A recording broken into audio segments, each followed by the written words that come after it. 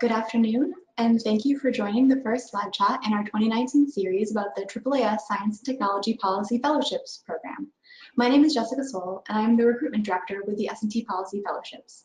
I will be your moderator for today's chat. The 2019 live chat series is an opportunity for you to ask current and alumni fellows your questions and hear about what's going on at the science policy interface in the federal government today, learn about different placements and opportunities for STPF fellows, and discover how the fellowship can transform your career. Today, I'm joined by three fellows, Dr. Emily Brooks, Dr. Travis Kent, and Dr. Lakeisha Odom. We will spend the majority of the chat today hearing from them. Before we dive into the conversation, I'd like to share a few important announcements and make sure we are all comfortable with the webinar platform. And as a note, all of what I'm sharing, as well as additional details about eligibility, the application process, and program areas can be found on the fellowship website. A link will be shared on the final slide, so no need to take notes unless you'd like to. Today, we kick off the 2019 live chat series with Why You, Why STPF, Why Now? We will host one chat each month during the application season. You can register for one, some, or all of these chats. Each topic is designed to shine a light on an aspect of the fellowship experience and will feature different fellows as panelists. In case you haven't heard, the application will open this Saturday, June 1st, and will close on Friday, November 1st. Although the application is not yet open, at the end of this live chat, we will show you a sneak peek of what to expect from the application.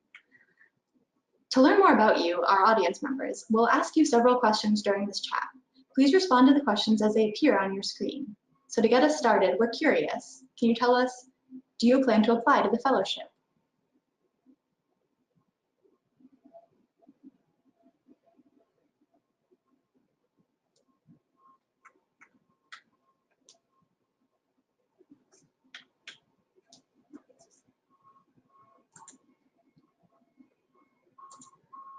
I think we'll give it just a few more seconds, and then let's see who's joined us today.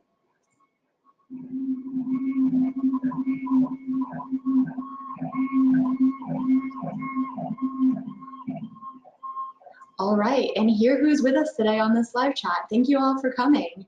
So it looks like a lot of you are planning to apply to STPF in 2019 or in a future year. And so for those of you thinking of applying this year, congrats on taking initiative and getting a jump start.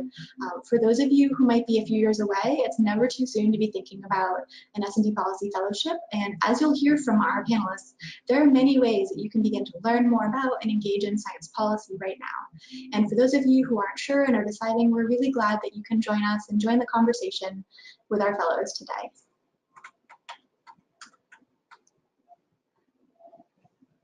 So the AAAS Science and Technology Policy Fellowships are an opportunity for doctoral level scientists and engineers to spend a year contributing their expertise to federal policy. Positions are available in all three branches of the federal government: executive, legislative, and judicial. This is a full-time commitment in Washington, D.C. Applicants in 2019 are applying for a position in the fellowship class that will run September 1st, 2020 through August 31st, 2021. Fellows come from a range of disciplines, and we'd love if you can take another poll here and take a moment to share the discipline that best describes your expertise. We know these are broad categories, and so just do your best to pick one that you think you fit within.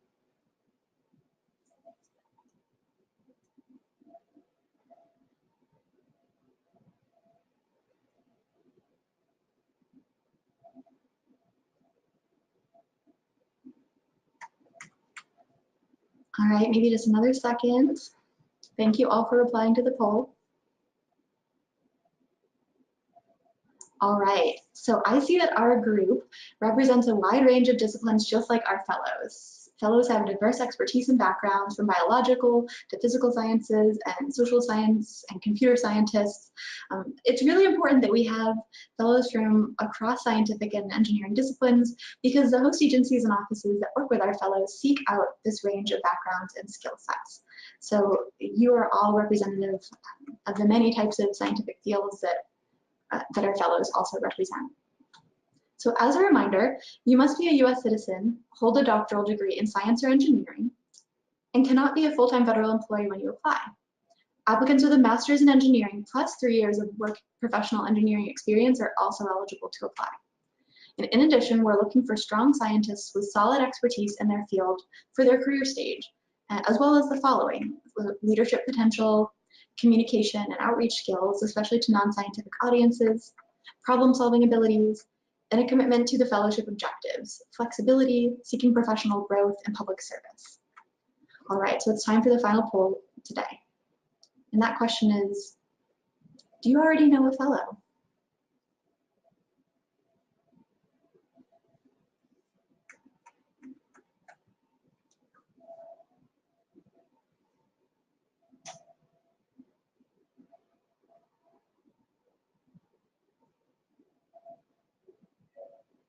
All right, everyone.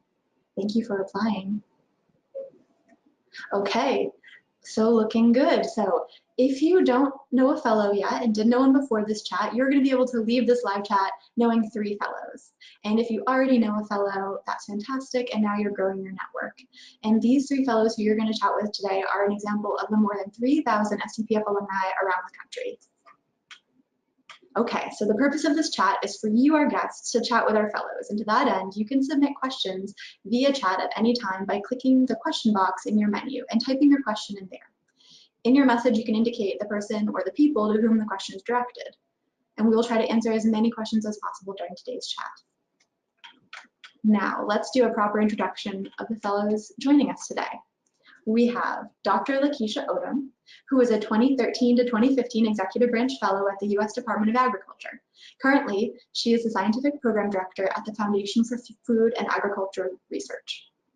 We also have Dr. Travis Kent, a current Executive Branch Fellow at the National Institutes of Health. And we have Dr. Emily Brooks, a current Executive Branch Fellow working at the National Park Service. Thank you all for joining today. So the theme is why you, why STPF, why now?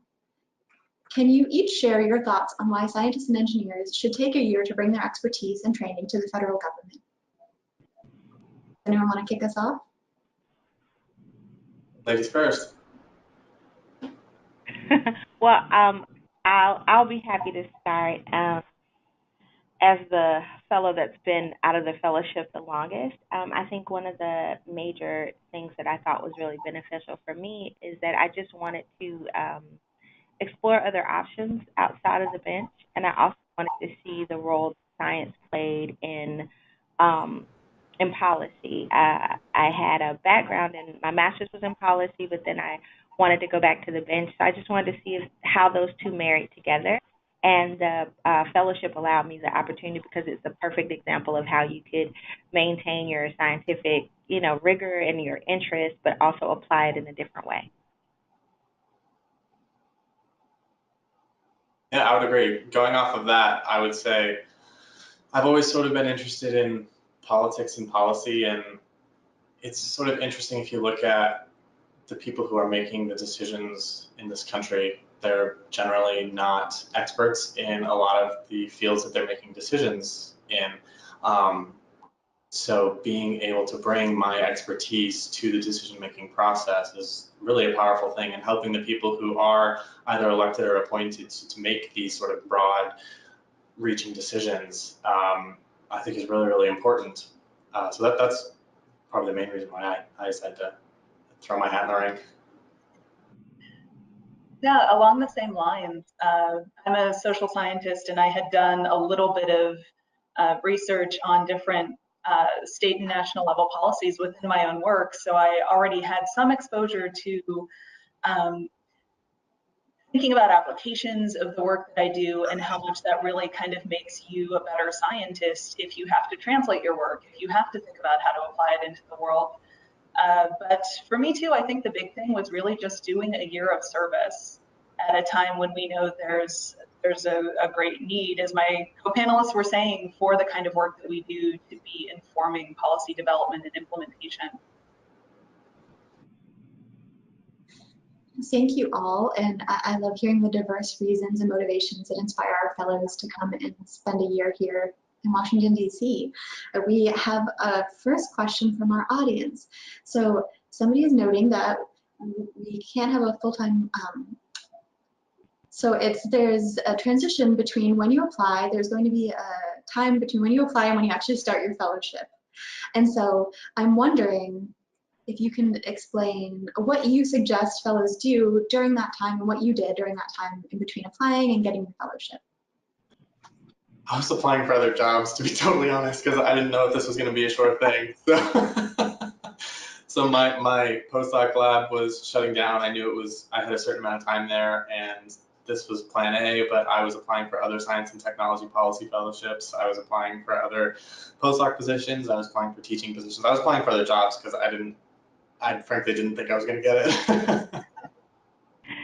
Same here. I was in a postdoc and applying at the same time, but I was applying for other postdoc positions, teaching positions, um, federal positions, because I was torn between wanting to leave the bench and wanting to be a civil servant, and then I ended up at a nonprofit. So clearly, like, the fellowship will help to shape you in some different ways.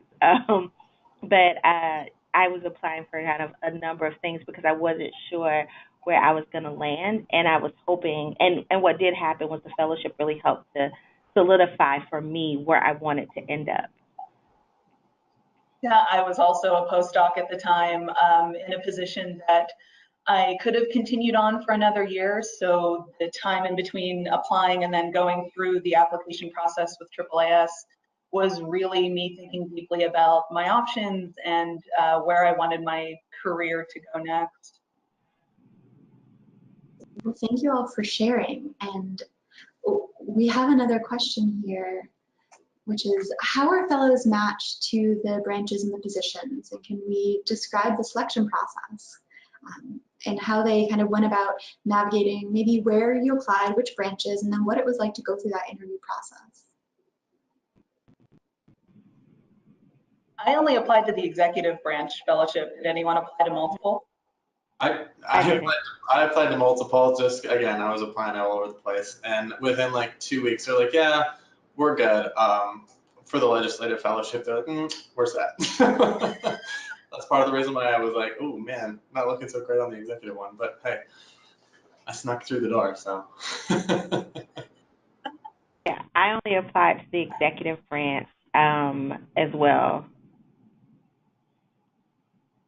Yeah, but the actual application process, so there's a couple of rounds you go through. So there's the first sort of initial round where they basically just look at your application material, and I couldn't tell you what percentages and how that works out or not. But the first round, you either sort of are moved to the next round, or they let you know that you're done, and then you go. They ask you to prepare, at least for, I don't know if they're changing it or not, but they asked us to prepare a one-page policy memo, and it can be on whatever you want it to be. And then you prepare that ahead of time. You submit that along with some of the other. There's some other things that they had us fill out. And then that we were sort of webcamming just like this in front of a panel of, I don't know, maybe 10 or so people. You talk about it's a 20-minute thing. The first 5 minutes you talk about your policy memo, and then the last 15 minutes you sort of talk about you, where you see yourself, what you want to do, those sorts of things, sort of standard interview questions. And then if you make it past that round, that's when you actually go to the individual offices. They'll bring you to DC, and then for a week you basically go and you interview at all of these different offices that have openings for fellows. So that's sort of the process in a nutshell, and that's why you are maybe asking why it takes so long from November all the way to August of the next year or September of the next year, and it's because there's sort of all of these iterative rounds. That interview process that Travis mentioned is it's crazy, it's overwhelming. You're basically spending a solid week just going on tons and tons of job interviews. And each of the agencies that have applied to host a fellow that have a placement available, you may think about the fellowship in slightly different ways. So there will be, you get position descriptions for each of them, and you can do background research. You should do background research. You're not walking in totally cold. But I had some interviews at places where there was a very set portfolio that I would be walking in to assist with, and that felt very much like a typical job interview of how can you contribute to these specific projects that we're working on. And there were others, like my current placement is in academia speak, it's a little closer to being a visiting scholar. And so that was much more of a back and forth conversation than an interview, where my soon-to-be mentor said, okay, here are some priorities. What are the ideas that you have about what you could contribute to these areas of interest that we have? And others are a lot more about people selling you on the interview experience, which was kind of an exciting moment for me, walking out of the scarcity culture of academia to have those kinds of enthusiastic, exciting discussions with people who really wanted to see the potential in what a fellow could bring. Yeah. And then I would add, what happens after that is, after you have your round of interviews, then you submit kind of your rankings of where you would like to be placed, and your everyone that interviews you does the same thing. And then if they try to kind of match it up, if you one-to-one match or as close as possible, if that is possible. And then sometimes you get an offer from an office that maybe didn't even apply for it. Like, there's sometimes this matching that happens beyond that, just because there have been instances where there are more offices than fellows. So if there's not a direct one-to-one match, then they may go down the line and try to find additional matches for you. So sometimes I've had people that were in my cohort that ended up in an office that was totally different than what they anticipated, but they really loved the experience. So I think if I could give 2 pieces of advice, because I made a vow my first year to always tell fellows one story, which is, Emily said tons and tons of interviews, and that is true for some fellows. Some fellows have a lot of interviews. I showed up with 1, and I was just despondent, right? And somebody showed up with nothing. But you can also have interviews set up during the week, because a lot of positions don't come available until that week. But I only ended up with 5, and I kept telling myself, but I only need 1. So if perchance you end up in that situation, don't be disheartened that you only maybe get 1 or 2, because that doesn't mean that you won't be placed and that you won't get a great placement. I only had 5 interviews, but I was 2 of those interviews their number 1 pick, and I got my number 1 pick.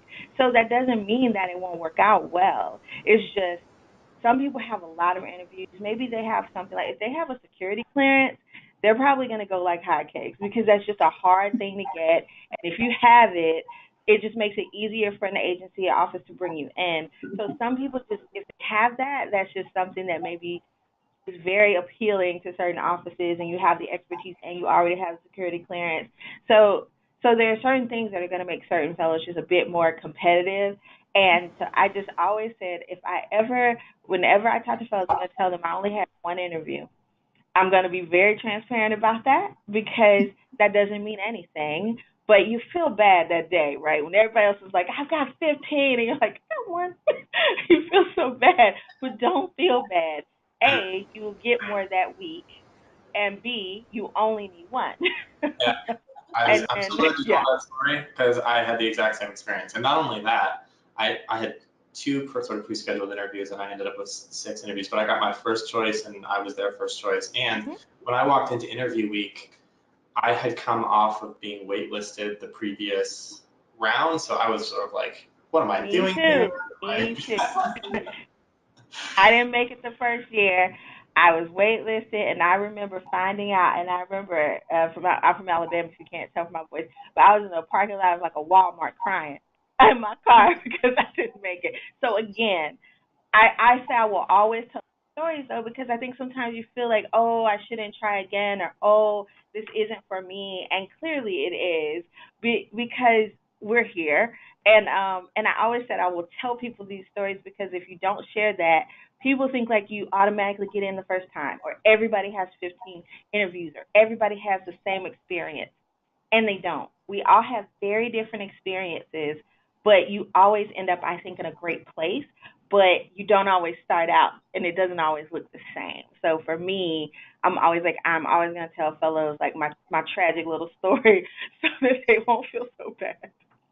Well, thank you all for doing such a wonderful job of providing that overview and your experiences of the whole application and interview process. And I do want to kind of call attention to one word you all use, and that's offer, because at the end of the day, you as a finalist will be getting offers that you get to choose whether you accept or not. And so you'll never be placed in an office where you don't want to be. And I think that's really important. It might be unexpected or unknown before you had started that interview process, but it'll be up to you to accept. And so I have a question for everyone on the panel. And so can you speak to leaving that postdoc position or maybe a full-time job for the fellowship, and what was your decision making around that? Sorry, was this for all of us? Yeah, for all of you. You already started, Emily. You gotta go.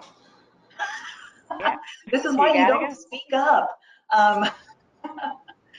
Let's see. The postdoc position that I was in was also a sort of scholar practitioner role where I was doing applied work. I was working with a public agency.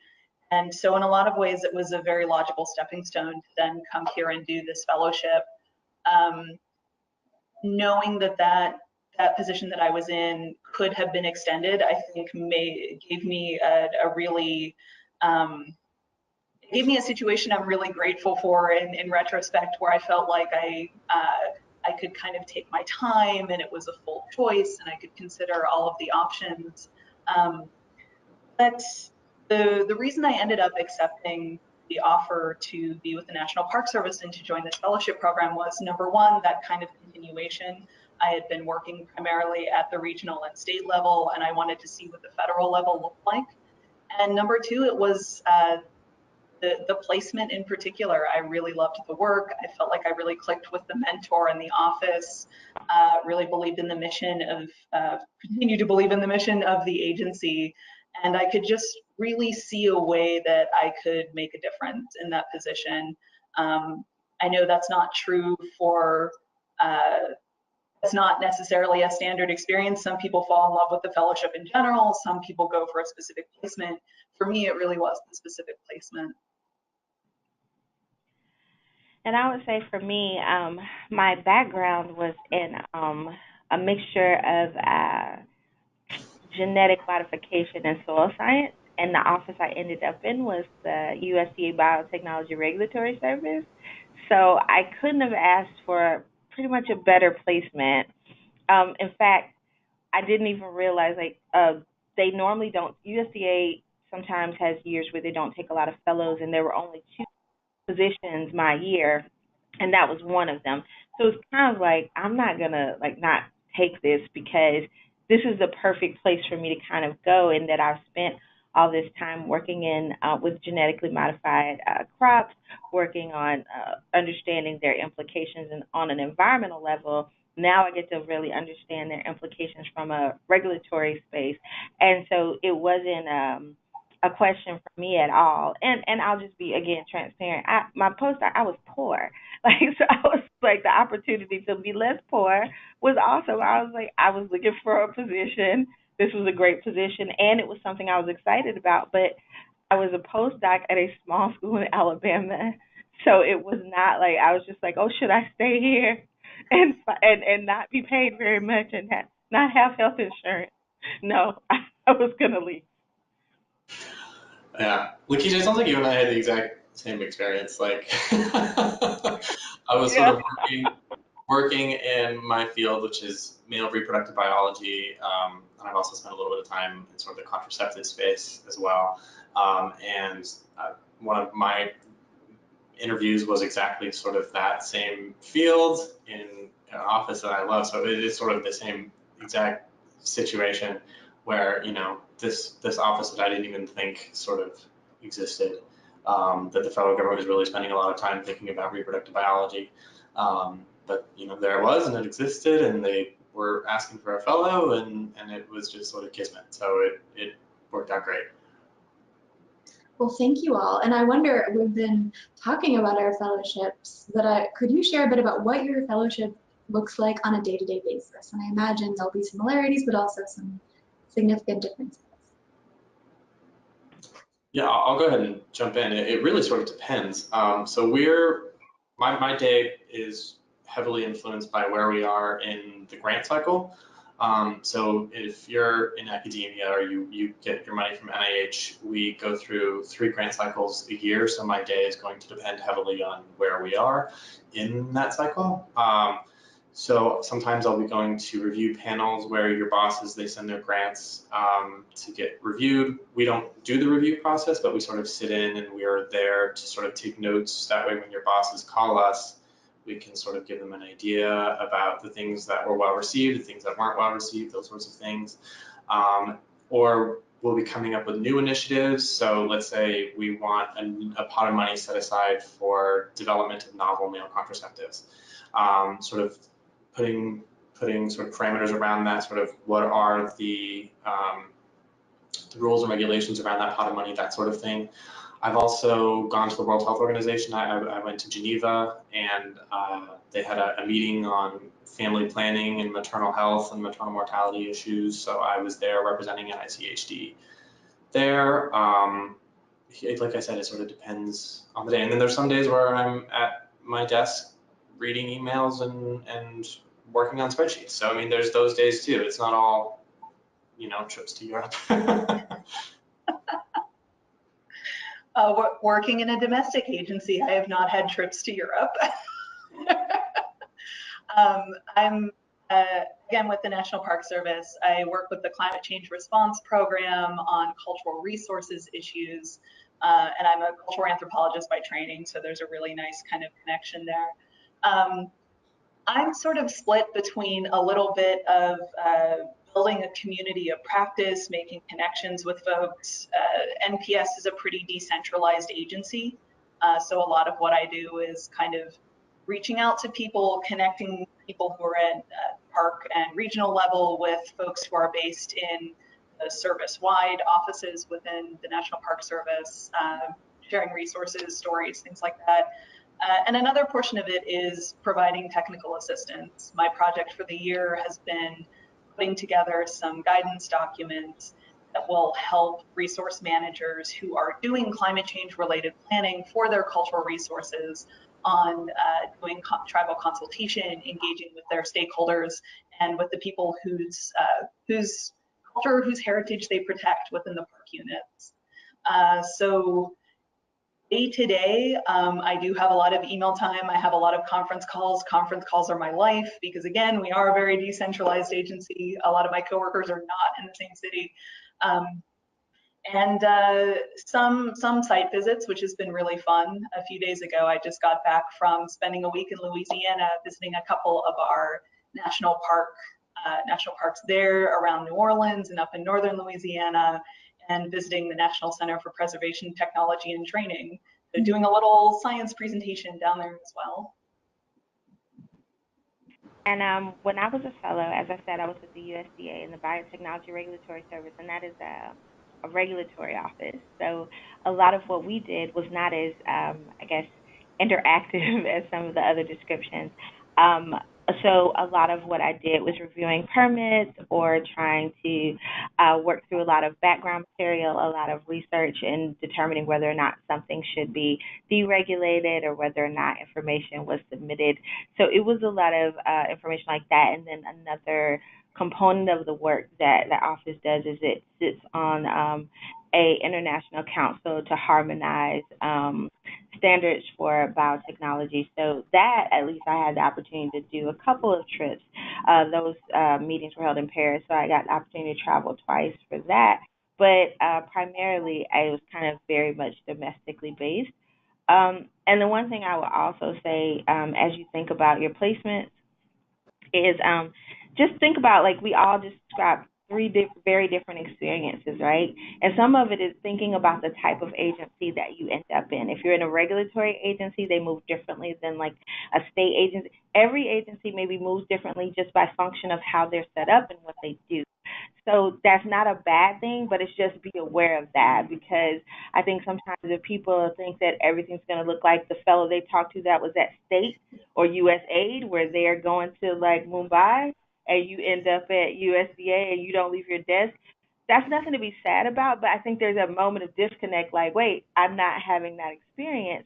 But depending on the office you're in, that's normal for that office, and you can have a lot of wonderful experiences there. But it's just, I think sometimes when we talk to fellows, we don't think about where they are placed versus what the experience they're having. You talk to the fellow that was like, oh, they were a state and they were traveling all over the world. Depending on where you're placed, that may or may not be your experience. That doesn't mean you won't have a great experience. That doesn't mean you won't travel occasionally.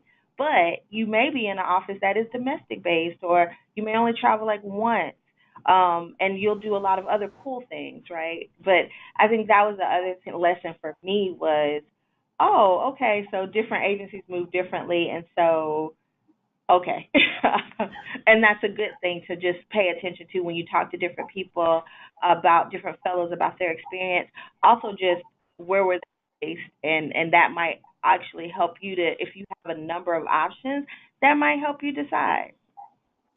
The other thing I wanted to sort of point out was, as part of the fellowship, we're supposed to carve out, or we're encouraged to carve out like 10 to 15% of our time for professional development. So going to a congressional hearing or going to a lecture that's at the AAAS, or AAAS hosts professional development workshops on a whole bunch of different topics, or going to a conference that that your office wouldn't normally want you to go to. So that's another sort of good thing about the fellowship, is you get to spend a little bit of time working on, or even just like going and having networking with a colleague at another agency that you want to learn more about that agency. So just having a little bit of that time, that's also part of, not necessarily a day to day, but maybe once every 2 weeks or something, having a day where you're working on your professional development is also encouraged. Yeah, that's a really good point. Yeah, that is one of the best pieces of advice I got from a former fellow, is that this is more than a job, it's an experience. And look at it like that, instead of, so I was in an office that I wasn't doing like all the traveling, and so my days were pretty quiet and calm. And so I was a little bit like despondent until they were like, no, remember that you can do all the things Travis was talking about. Like, because I was here more often, I got to go to a lot of professional development opportunities, which I use that now. Like 5 years out of the fellowship, I still use all of those trainings, a lot of those connections, a lot of those informational interviews. Those are people I still call now. So you can really, like, I think no matter where you end up, if you utilize the time well, you can make this whatever you want it to be, really. If you really take advantage of it. Yeah, agreed. If you speak up about the skills that you want to learn in the position as well, and that you want to focus your time on, not just once you're in a particular placement, but during the interview process as well. Travis, I think on your and my kind of orientation briefing before interview week, we had a panelist who said, ask what kind of work you will be doing in different placements, because some placements really want you to come in and act as a technical advisor. Others want you to be more of a project manager. Others are more focused on strategic planning or communications and outreach or what have you. And you don't have to stick with what you already know. It sounds like all three of us drew pretty heavily on our pre-existing expertise, and that's great. That's one path. But you can also look at this as an opportunity to learn a new skill set, or really draw on something that you maybe started to develop during your training, but you haven't been able to dive into it in a way that you'd like. Yeah, absolutely. So you've all shared so much nuance to the fellowship experience and the different day-to-day life of a fellow that somebody might encounter, but all good things come to an end. The fellowship is a year or maybe two if you're an executive branch fellow who renews for a second year. And so I have to ask, for Emily and Travis, do you have a sense of what you might do post-fellowship? And Lakeisha, could you share a little more about what you're doing now and how, if at all, the fellowship might have influenced what you're doing? Would you like me to go first or last? Please do. The anxiety in my stomach needs to release a little bit. Okay, I'll go first. So to talk about what I'm doing now, I am a scientific program director for a nonprofit. I know, right? I jumped ship a little bit. I didn't expect that, but So what that means is that I determine the investments for my organization in the spaces of the portfolio that I manage. When it's soil health and water scarcity, and also a couple of other things that I'm interested in around plant pathology. And a lot of the things that I do is keep abreast of all of the current research, but also the other foundations, federal governments are doing and investing in these spaces, and then identifying like where we can make the most meaningful investments. Our organization deals with public-private partnerships, so we have to find non-federal matches for a lot of the dollars that we expend. So a lot of it is also making connections and building community and building relationships so that we can also find strategic alignment so that we can fund projects. So it's a little bit of development of concept, a little bit of development of fundraising opportunity, and then when we get to the point where we have a realized project, then I develop the RFA, I run the grant process. So it's a little bit of everything. We're a relatively small organization, so I get the opportunity to kind of wear a lot of different hats, which is exciting for me because, like Emily said, there are a lot of skills that I didn't know I had until I had to utilize them, which is really great for me. And I think that the way the fellowship helped me in obtaining my career goals is very direct. I did not apply for the job. I saw the position. I didn't apply for it.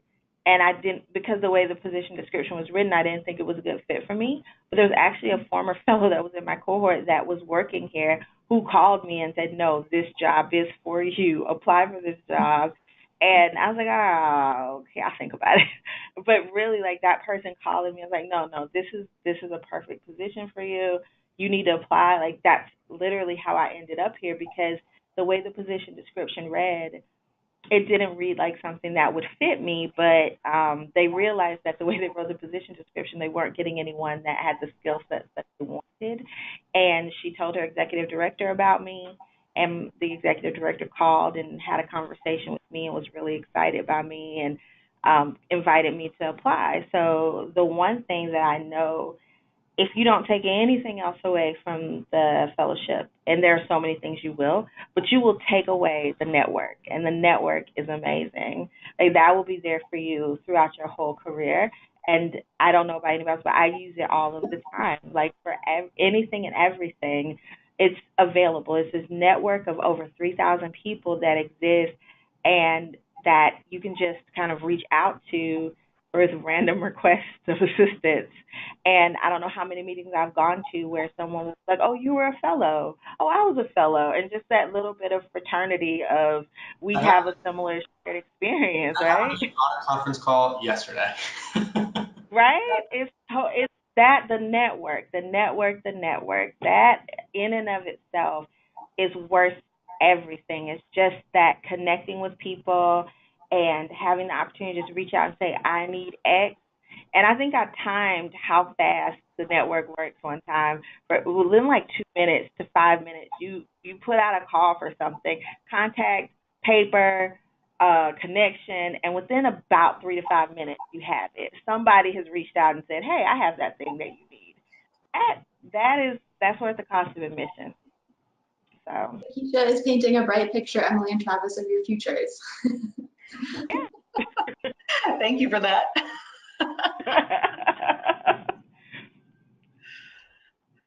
As far as what I want to be when I grow up, good Lord. So I don't have a solid answer, but I sort of am going to dance my way around it. There's sort of 3 areas that I'm interested in, and one is probably reproductive health, reproductive rights, that sort of area. The other one is policy, and then the other one is teaching. So any job where I can sort of layer those 3 things on top of each other and sort of play in that space, that's where I want my sort of career space to go. If there's a job position available, so I mean that does happen to other fellows. Sometimes they'll just get hired straight on into their office, and that's great. If that happens to me, then yay. But I tend to doubt that's going to happen. I just don't think there's going to be an opening. But that doesn't mean that I'm not going to be able to, like right now I'm making, so for example, I told you guys I went to the World Health Organization. They are expanding their reproductive health portfolio. And so if I could sort of slide into that space, that would be great. The Bill and Melinda Gates Foundation and the Guttmacher Institute are also sort of nonprofits in the United States that sort of work in the same space of reproductive health and rights, and that's sort of the area that I'm hoping to play in. But you know, who knows? Have you met the former fellows that are there? Have you met the former fellows at Gates? I have not. I've only been You talking. will. Okay, then I'll email you later because I know 2 or 3 that are there, and We'll talk this after. is how this works, people. This is how this works. No, seriously, there are like at least 2 I know that I talk to all the time that are there, and they can at least connect you with some folks at Gates in the reproductive area maybe, and Perfect. see what happens. That's awesome. Okay. It's happening, and before your eyes. Thank you for proving that point.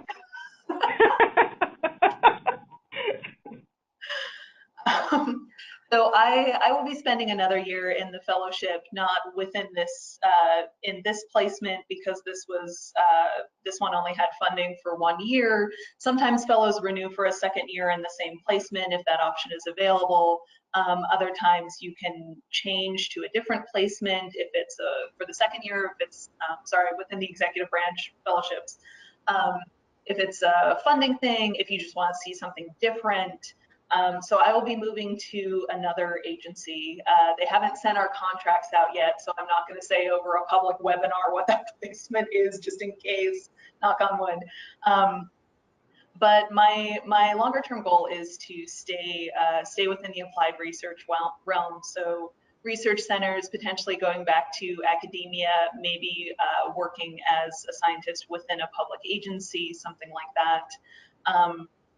And I will say just briefly to tag on to Travis, what you said about sometimes there's a job path within your placement agency, sometimes there isn't. I knew going in that there wouldn't be that pathway for me in this placement. That's always a question that's okay to ask. But what I have heard, and I think this is very common to across the placements across fellows, is folks that I run into within the agency and other related agencies, centers saying, hey, really like your work, keep in touch, let us know when you're officially on the job market again, we'd really like the chance to hire you. And so you do see opportunities like that come up, even if it's not a formal path to becoming a federal employee at the end of your fellowship. That's a good point. I mean, at every meeting I go to, I always bring business cards, and I always carry a stack of resumes with me wherever I go. Because you never know. And the fellowship has a really good reputation. Even if someone only meets you in a couple of meetings or over a conference call, you say something that just really resonates with them, and they know there's a certain kind of standard of quality of work associated with this fellowship, and they know what they're getting when they're going to talk to you.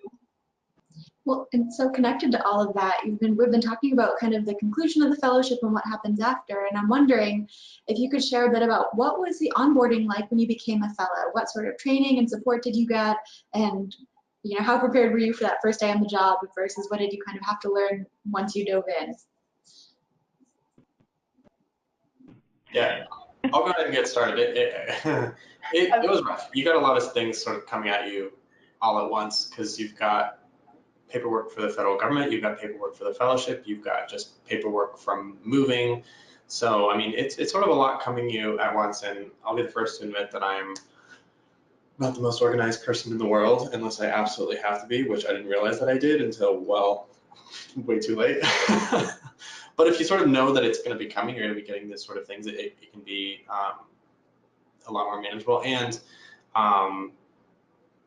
both my office of where I was going and the AAAS, they did a very good job of being like, Travis, get your shit together, turn in your stuff.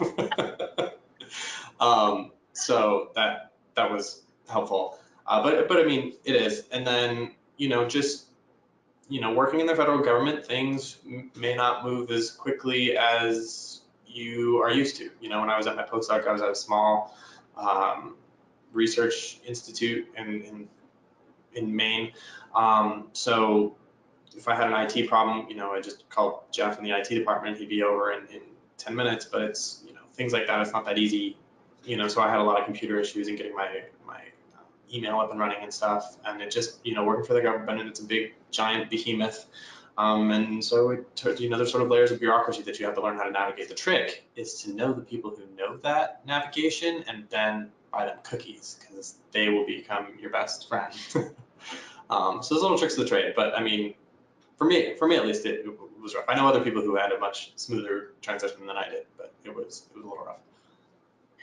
I don't know. I think your onboarding process is more standard than you think. I was laughing because one of the things you may not know about working with the federal government is there's at minimum a background check process, and it kind of becomes more intense and more intense if you're getting a security clearance and what level and all that sort of thing. Yeah. But you need an ID card just to get in the building, and getting that ID card is a process. It takes time. Department of Interior, which is the National Park Service's umbrella agency bureau, is one of the ones that's a little notorious for going through that process a little bit slower than some others. So lots of paperwork, lots of hurry up and wait on things, lots of kind of working around what I wasn't able to access in the meantime, but they still wanted to give me something to do. And I was also in a position where I was one of two fellows in the National Park Service. The other fellow was a second-year fellow who was in a totally different part of the agency. So I was sort of coming in on my own in a lot of ways. I didn't have a cohort there at the agency. My mentor was absolutely lovely. She just set aside a whole bunch of time to kind of have me shadow her for the first couple weeks, and that was great. But definitely culture shock, definitely a lot of paperwork. My office used to be right next to our IT person, so that was good, but a lot of just little things that you would think would be things. And this is Lakeisha. I would say, yes, Travis, your situation was probably pretty standard. I was laughing because the year I started was also like the year of the government shutdown. So my onboarding was like we started and then the government shut down. So they didn't even there was no onboarding. The government was shut down for 2 weeks, and we were just like, I don't know what to do, and I don't know where I'm supposed to be, and I don't know what's supposed to happen. So the reality is that depending on when you come into the fellowship, things may happen that are beyond your control because you are a part of the federal government. And so there are some things that may occur. But those unusual things notwithstanding, the getting of the ID and the security clearance, those things take a bit of time. So I would say just be patient with the process. Stay on top of it, but just be patient that it may take a bit of time to get those things done, and that your mentor will likely try to hopefully give you things to do. And if not, there's a lot of things you can always read, and just keep yourself entertained in the process. And if you're lucky, you get a mentor that, kind of sets up time for you. My mentor, it was a growing process, so I won't. And I think also it's partly because USDA didn't get fellows very often. I think if you're in an office that gets a lot of fellows that come through a lot, they've maybe got the process a little bit down in different ways than people that don't get, groups that don't get fellows very often. It's not a problem. It's just, you might be like, oh, do you remember you need to put in a computer for me? And they might be like, no. It's like, okay, I'm going to track that down, because they're just not used to doing it, versus other mentors might have had a fellow for 5 years. They know exactly what to do. So I think just be patient. You'll get there, and then there'll be days when you kind of wish you didn't have email and a computer, and that they, just let you sit in your cubicle and read, because they didn't know where you were, didn't know you were there to give you work. Because once they figure it out, then it's going to be a lot of fun, but it's going to be really busy probably. Thank you, everybody. And it seems like we are starting to run out of time. So I want to wrap up by asking you all to share some parting advice for our guests. So the application opens this Saturday, June 1st.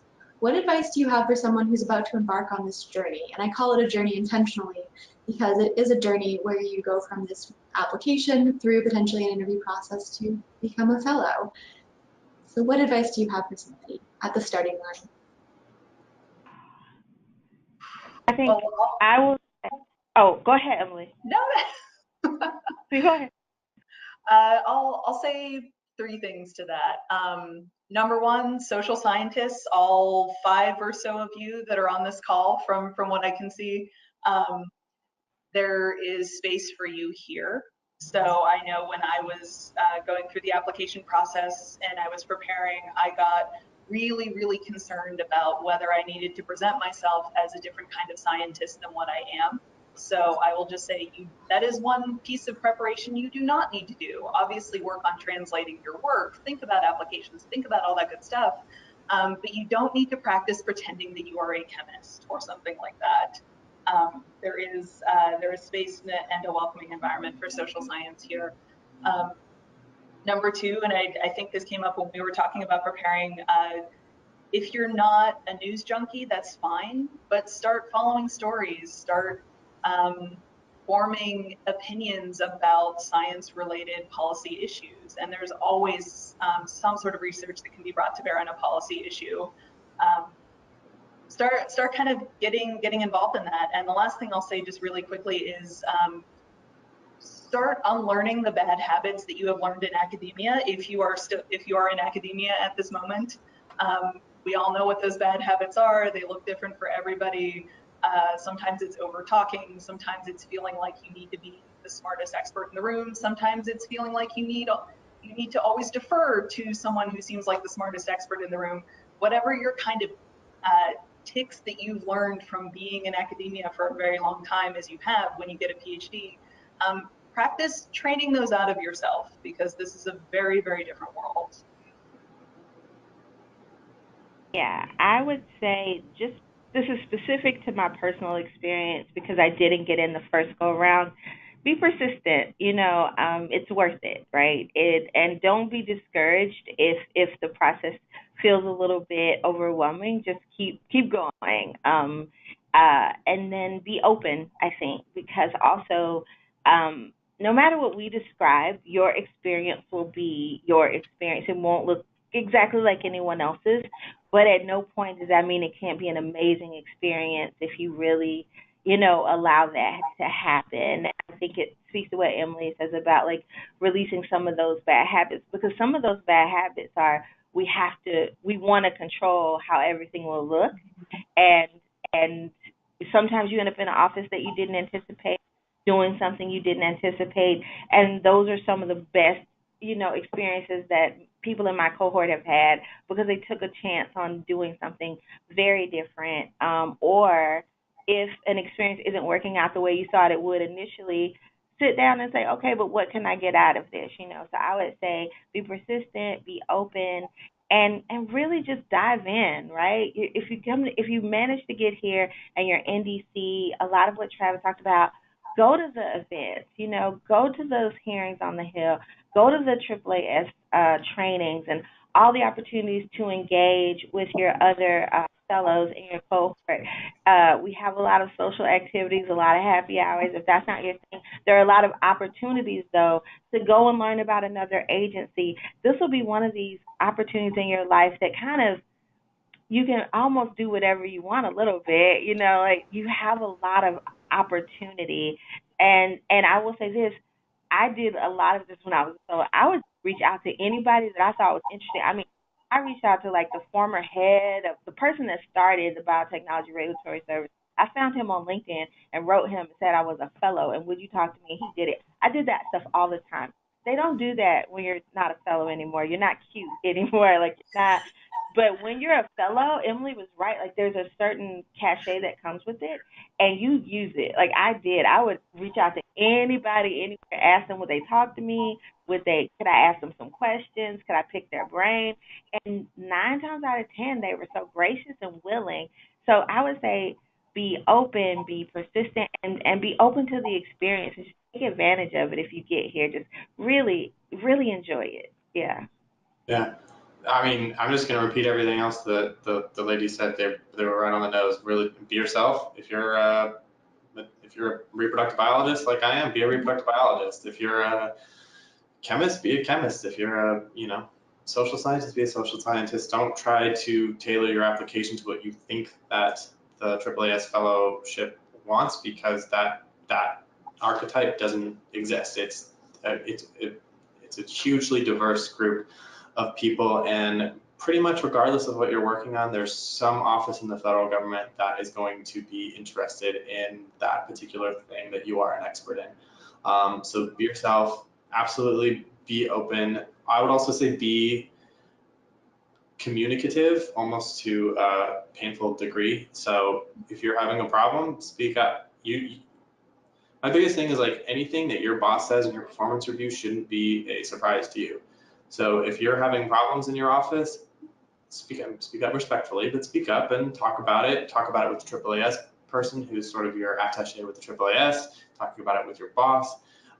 You know, problems happen. That, you know, not all of the fellowships are as rosy as it sounds like R3 are. So if you're having issues, make sure you speak up. What else?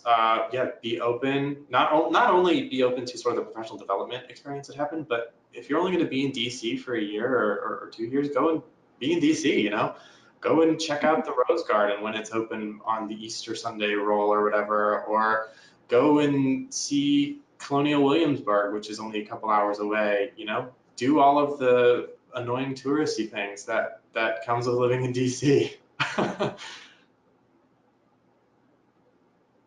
Well, thank you all so much for the excellent advice and for joining us today and sharing your experiences. I hope that the audience members for the live chat, you know, have really gotten to see 3 different examples of what the fellowship can be like and get a sense of the different disciplines, career stages, sectors that our fellows come from and where they might go or go after the fellowship as well.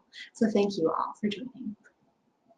And now I would like to stay on with anybody who would like to for the next 5 or 6 minutes to share an overview of the application portal. So although it's not opening until June 1st, I can share some information and give you a sneak peek of what's coming as an applicant this year. And then our final slide will have contact information for questions as well as resources to support you and everything that you see.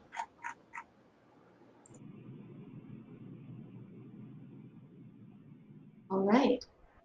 So this is the STPF online application. On Saturday, you will have access to this site. As a first-time visitor, you will click Start Your Application to create your account and begin your application. If you return to the site and to continue to work on an existing application, you'll enter your email address and password and click Login. Included on this site are resources to support you throughout the application process. The menu bar at the top includes information about STPF and answers to common questions about the application and eligibility. The first time you start an application this cycle, you'll be asked to provide information about yourself. You'll be asked demographic questions, which you can decline to answer. Your primary email address will become your username and our primary method of sending you updates. So make sure that you select an email address that you have permanent access to and that you check on a regular basis, because we know that you want to know when we've received your materials and when your application is submitted. And when you submit this, you'll need to confirm your email account by clicking on a link that gets sent to that email address. All right, and after registering your account, congrats, you now have completed your account registration, and beginning on Saturday, June 1st, you'll be able to click that blue box that says apply and begin your application. Please note that the first time you log in after you've registered your account, you'll be prompted to confirm your registration information. And so if nothing has changed since you registered, you'll just simply scroll down and click update and then be able to click apply. So once you click apply, you officially enter the 2019 application and you'll see step 1, an eligibility self-check. Please answer the prompts accurately to the best of your ability. If you select an option that makes you ineligible to apply, an explanation about why will appear in red at the bottom of the page. You can take this eligibility self-check as many times as needed to update your responses. You will not get locked out if you don't pass on the first try or even if you retry numerous times. Be sure to save your self-check results and note that once you've passed the self-check, you can't go back and make yourself ineligible. So passing the eligibility self-check will bring you to your My Application homepage. You can click My Application in the upper left navigation menu at any time to return to this page. Passing the self-check, you'll see, has also unlocked steps 2 through 4 of the application, and you can see your progress through each step on the right-hand side. So diving into step 2, applicant background. This is where you'll tell us about yourself and your degrees. Be sure to select the degree that qualifies you for this fellowship. So we know you might have numerous degrees, but you don't need to tell us about all of them. We're looking for the one that qualifies you for this fellowship. Completing that applicant background brings you to step 3, verification. Yes, you have just entered your degree information, and we work with a third party to verify what you've shared. Please follow the instructions carefully, and only do this step once per application cycle.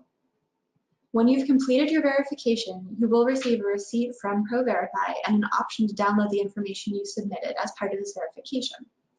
It may take several business days for your verification to be processed and appear as submitted in this application portal. This is completely normal. Step 4, program area selection, is very important and probably what many of you are looking forward to doing in the application. This is where you have the ability to select 1 or 2 of the program areas listed, so executive branch, judicial branch, or legislative branch. To select your first program area, click the Apply button next to the desired program area. To select a second program area, you will click on Step 4, Fellowship Program Area Selection, again, and that will return you to this page. And then pick from the 2 remaining options. Once you've selected 2 program areas, this page will be locked. You'll be able to see your selections, but you will no longer be able to click Apply or change your program areas. If you want to change a program area, you will need to withdraw your application for that program area and also let our team know. There will be clear instructions about this included in the application. Selecting your program areas unlocks steps 5 through 7, where the majority of your time and energy will likely be spent. As you can see, selecting the program areas, as I have in this example, unlocks 2 different applications. So in my example, I've unlocked an executive branch and a judicial branch application. We have separate applications because we encourage you to tailor all of your application materials and your reference letters to the program area you've selected. You might notice that steps 6 and 7 are locked. You will need to select your references and enter them into the system in order to unlock step 6. So you want to do this as soon as possible. If you're undecided about who your references will be, but you'd like a preview of the essay prompts that are included in step 6, you can find them by going to that main navigation bar at the top and clicking on Application Overview. There you can scroll down to step 6 and there'll be the essay prompts included there. So you can start writing your essays even if you haven't selected your references. And in step 7, you will have an opportunity to review your responses. When you're ready and have completed steps 1 through 7, you can hit Submit, even if you're waiting on a reference to submit their letter on your behalf. If you've selected 2 program areas, you will submit each program area application separately. Once you have submitted your application, you can return to step 7 to access a PDF copy of your materials. Thank you all for staying with us. That brings us to the end of our time in this live chat. I want to thank our panelists again and thank you, our audience, for joining us in all of your insightful questions. Remember that the application opens in 2 days on Saturday, June 1st. Visit the fellowship website, stpf-AAAS.org, for details on the application. On the fellowship website, you can also view a recording of this chat and register for other chats in the series. The next chat will take place on Wednesday, June 19th from 1 to 2 p.m. Eastern Time. Join us for that chat for a look at the application and interview process. And if we couldn't get to your questions today, please send us an email at fellowships@AAAS.org, shown on this slide, to keep the conversation going. Thank you again for joining us.